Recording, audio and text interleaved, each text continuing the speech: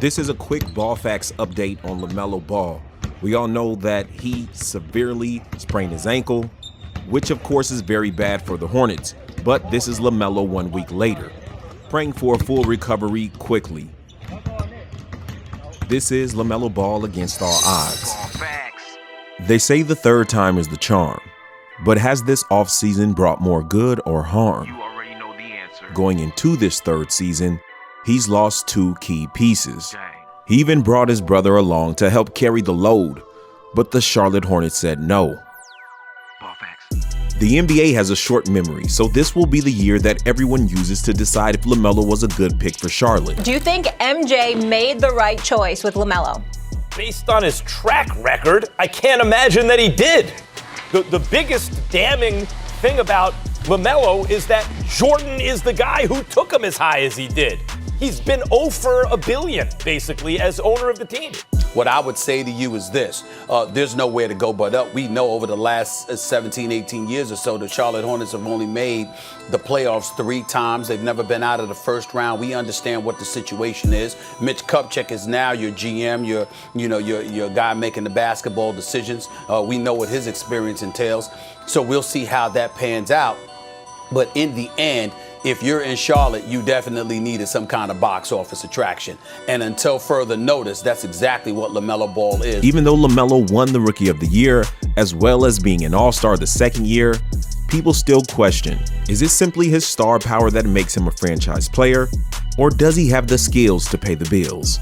He has his eye on more than being an All-Star. I feel great, blessed. Is this something that's been a goal of yours?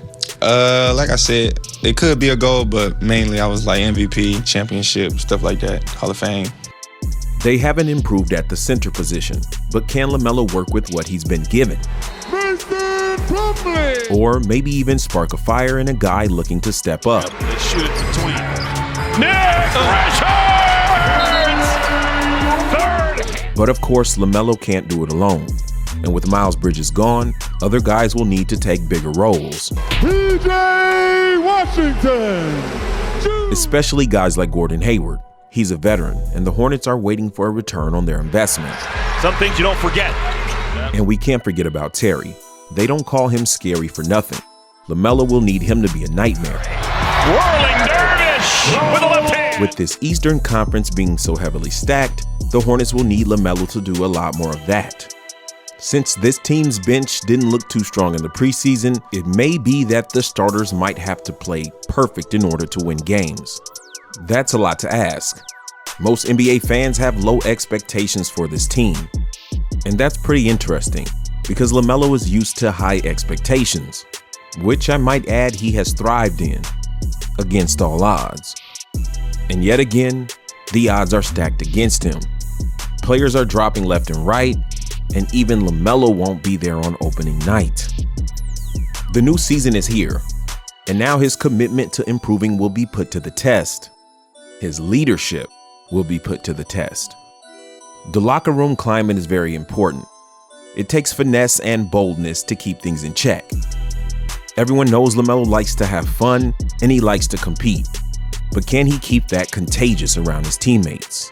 I'll be covering the Charlotte Hornets to see if, against all odds, they can break through, right here on Ball Facts.